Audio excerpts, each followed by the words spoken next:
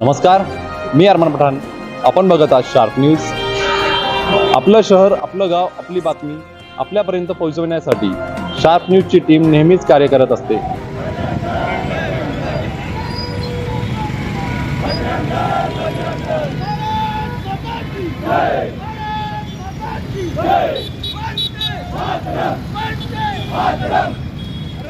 बेटियों के सम्मान में बजरंग दल मैदान में, हिंदुओं के सम्मान में बजरंग दल मैदान में, बजरंग दल के जीते हैं, अपने दम पे जीते. नाशिक येथील महिला अत्याचार व धर्मांतर प्रकरणाचा मालेगावात तीव्र निषेध. विश्व हिंदू परिषद व बजरंग दलातर्फे प्रशासनाला निवेदन सादर. नाशिक येथील एका नामांकित कंपनीत महिलांवर झालेले अत्याचार, शोषण आणि धर्मांतराच्या धक्कादायक प्रकाराचे पडसाद आज मालेगावात उमटले. या घटनेच्या निषेधार्थ आणि संबंधित गुन्हेगारांवर कठोर शासन करण्याच्या मागणीसाठी विश्व हिंदू परिषद व बजरंग दल मालेगाव जिल्ह्याच्या वतीने आज एप्रिल 17 रोजी सकाळी 10 वाजता मोसमपूल येथे राष्ट्रव्यापी निषेध आंदोलन यशस्वीरित्या संपन्न झाले. यावेळी उपस्थित आंदोलकांनी नाशिकमधील घटनेचा तीव्र निषेध व्यक्त करत घोषणाबाजीने परिसर दणाणून सोडला. नाशिकमधील कंपनीत घडलेला प्रकार हा केवळ गुन्हा नसून हिंदू समाजाला लक्ष्य करण्याचे मोठे कारस्थान असल्याचा आरोप यावेळी पदाधिकाऱ्यांनी केला. महिलांचे शोषण करून त्यांचे धर्मांतर करणाऱ्या जिहादी प्रवृत्तीला ठेचण्यासाठी सरकारने तातडीने पावले उचलणे गरजेचे असल्याचे मत यावेळी व्यक्त करण्यात आले. आंदोलनानंतर विश्व हिंदू परिषद व बजरंग दलाच्या वतीने प्रशासकीय अधिकाऱ्यांना निवेदन देण्यात आले.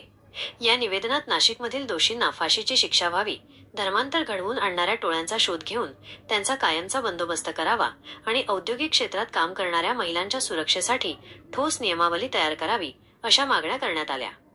या आंदोलनात विश्व हिंदू परिषद व बजरंग दलाचे जिल्हा पदाधिकारी, कार्यकर्ते आणि मोठ्या संख्येने हिंदू बांधव उपस्थित होते.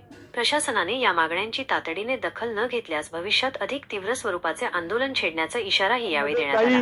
चोख पोलीस बंदोबस्त इंटरनेटवर विकण्यासाठी ज्यांनी प्रयत्न केला, हा सगळा प्रकार महाराष्ट्रामध्ये उघड झाला आणि या निमित्ताने विश्व हिंदू परिषद, बजरंग दल राष्ट्रव्यापी आंदोलन आज पूर्ण भारतामध्ये जिल्हा स्तरावर करीत आहे.